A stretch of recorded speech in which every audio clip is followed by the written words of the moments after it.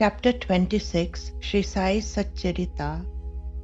The first Leela is about Bhakta Pant, who takes permission from his Guru and then visits Shirdi to prevent Guru Droha.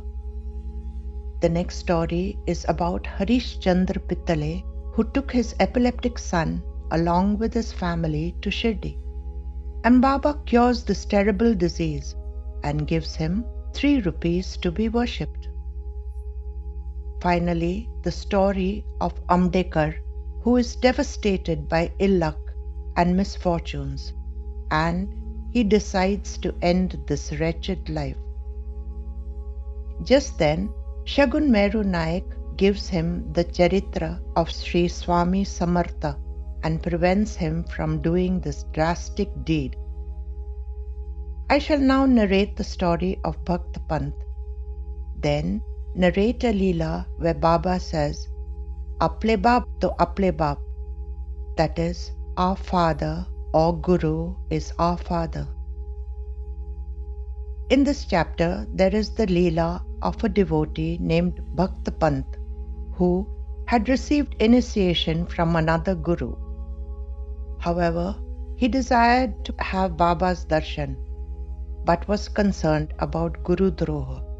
So, when he was invited by his friends to accompany them to Shirdi, his doubt rose again. Thus, prior to proceeding to Shirdi, he first took consent from his Guru. When they reached Shirdi, everyone entered the Dwarkamai and had darshan. But Pant fell down in an unconscious state. After he was revived, Baba reassured him, saying, "Whatever the situation, never leave the place of your own Guru." What a wonderful lesson for him and all of us, as these days there are many Gurus and we tend to change our Gurus. Now I shall narrate a Leela about Shama, who tells Baba repeatedly about the grandeur of Narayan Maharaj's Darbar at Bhet in Khedgaon, and Baba cautions him. Leela. Shama visits Nagpur. Once Shama visited Nagpur, and in South Nagpur he met Tajuddin Baba, whom Baba called the Golden Tree. Then Baba asked him what were the other places that he visited. Eagerly Shama said, there he had darshan of Sri Narayan Maharaj in a tiny village of Bhet in Khedgaon. Then he told Baba that Narayan Maharaj had a big darbar and thousands of people went for his darshan. This he repeated again and again. Baba was silent for some time. Then he said, "It is like this, Shama, only our father is our father." Actually, he said, "Aaple baap to aaple baap." No matter how much he may beat you, shout at you, disagree with you, or punish you, he will always have sympathy and empathy for you, and no one else will. I am your father, so what do you have to do with others? In his characteristic way, Baba taught Shama a valuable lesson, and that was as follows. Do not look down or talk ill of others, especially a Satpurush, for the ill effects of it will be seen on future generations. Your Guru and Father should be treated with love and respect. Do whatever seva you can for both of them and have total faith in them. This was taken from Sri Sai Leela, Ank 5, Year 17, 1940. The next story is about Harishchandra Pithale. Here I shall give some more details of his life and about his visit to Shirdi. Harishchandra Pithale worked as a salesman in the Graham Company. His eldest son, who was studying in college, died after a short illness in April 1910.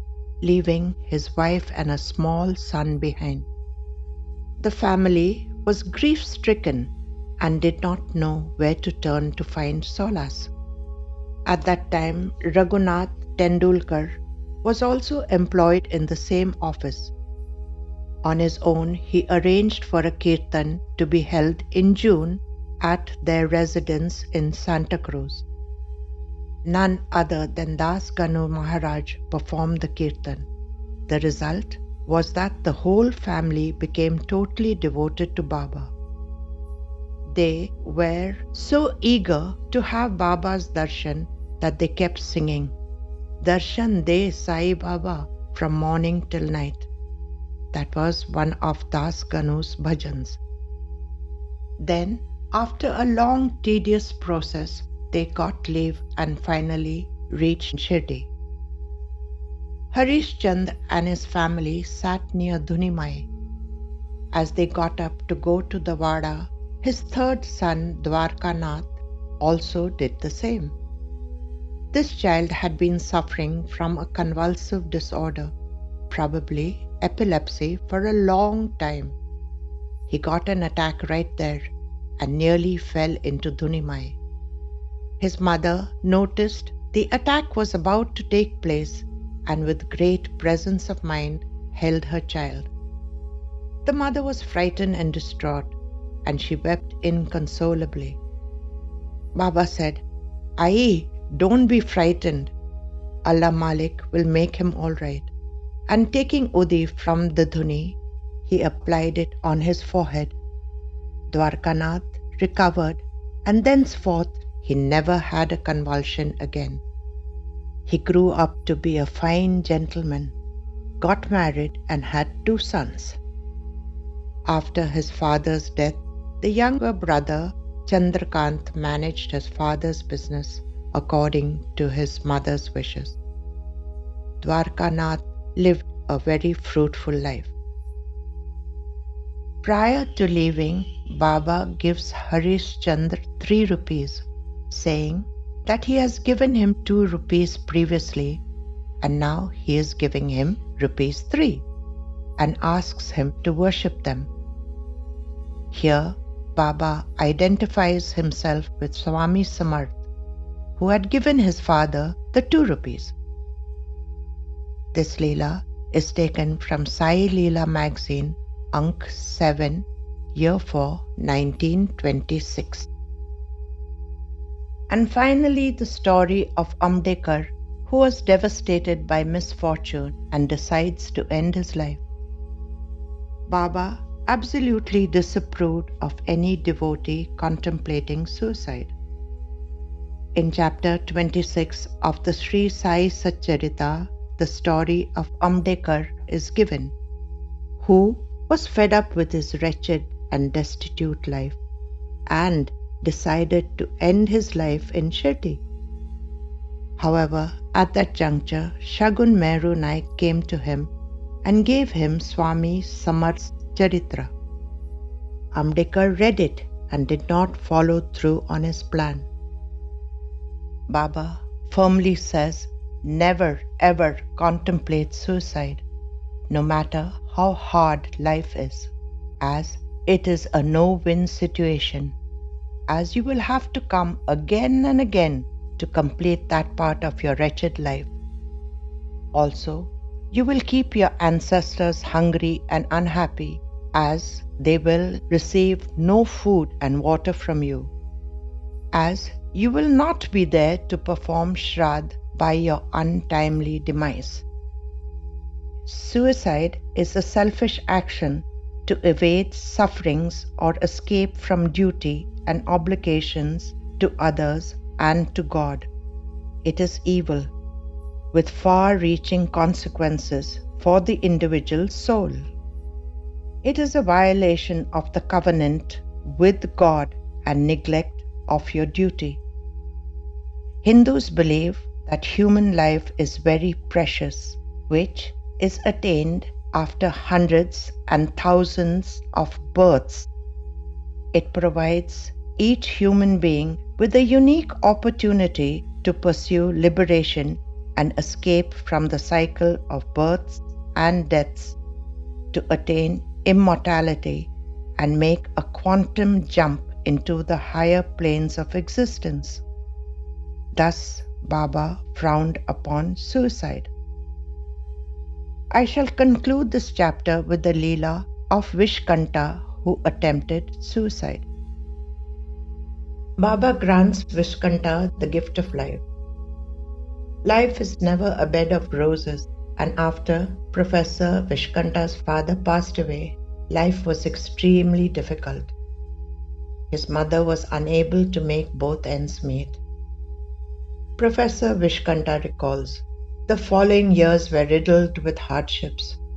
Poverty was killing us.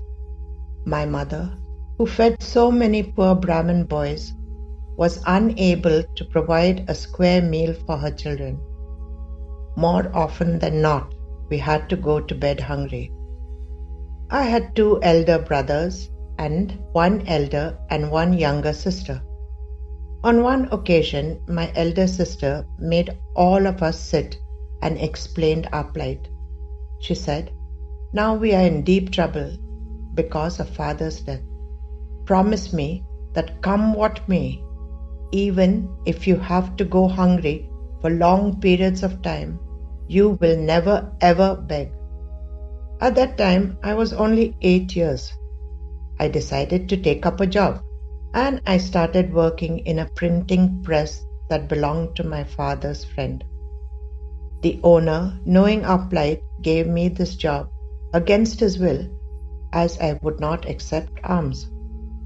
My job was to sort out 10,000 lined sheets per week, and to discard the sheets that didn't have straight lines. For this, I was paid 1 rupee per week. Whenever I came home and handed the rupee to my mother, she would cry. My mother, who used to live like a queen, with numerous servants to serve her, was now cooking food in different homes as and when opportunities arose. However, I continued my education and graduated from school and joined college. When I was in 2nd year of college, my health was in shambles. The food deprivation and the state of near starvation had taken its toll on my health. Due to hyperacidity, my intestines were riddled with multiple ulcers, which were confirmed in the X-ray. I was admitted in Government Victoria Hospital, where they treated me for a few days. In the hospital, I was fortunate to receive 2 square meals. However, the doctor in charge asked the superintendent to discharge me, saying, "Why kill this boy in this hell? Let him go home and die peacefully." When I overheard this, my spirit was completely shattered, and I was sent home. The doctors had prescribed some antacids and sedatives upon my discharge. My family was not much help to me. I felt I was more of a liability rather than an asset to them. In utter desperation, I decided to end this wretched life. Over the week, I collected a handful of sedatives from various pharmacies, and then I wrote a letter stating, "To whom it may concern, I am ending my life and no one is responsible for my action." Then I swallowed the entire lot of sedatives late one night. My mother, who used to get up early in the morning, came to my room to check on me. She tried to awaken me. Then she saw the letter that I had written, and it dawned on her what had happened. Hence she started shaking me vigorously and started sobbing. As this was taking place, I was out of my body and looking down at my mother. In vain I was trying to tell her that I was fine and happy now. But she couldn't see or hear me. But what surprised me the most was that an old man who resembled Sai Baba was standing there. I could clearly see that he was not at all pleased. In fact, he was quite vexed and angry at what I had done. However, the ambulance was called and my body was put in it and taken to the hospital. Since the link between my body and soul was not severed, I could perceive the pain of being dragged along the body. In the operating theatre of the hospital, my body was laid on the table, while I was sitting on top of a steel cupboard and gazing down at everyone. But most importantly, Baba had come along and was standing next to the cupboard, very close to me or my soul. The doctor and his assistants first cleaned my stomach. Then they used a defibrillator and gave me electric shocks on my chest. At that moment, Baba, who was standing next to me, thumped me on my back and commanded, "Get in at once." I was sucked into my body and slowly woke up. I was kept in the hospital for observation, and in the afternoon, the doctor discharged me. After this terrible experience, everything started improving. I and all my siblings are well educated and well settled, but most importantly, we are all ardent devotees of Baba. We are given this body and are responsible for all the happenings, good or bad. We have to undergo the cycle in this life and clear the debt. This should be done in this life only. Otherwise, it will be carried forward to our next life. We cannot escape the cycle of karma. This Leela is narrated by Professor R. Vishkanta in November 2014. And this concludes the commentary on the chapter. Om Sai Ram.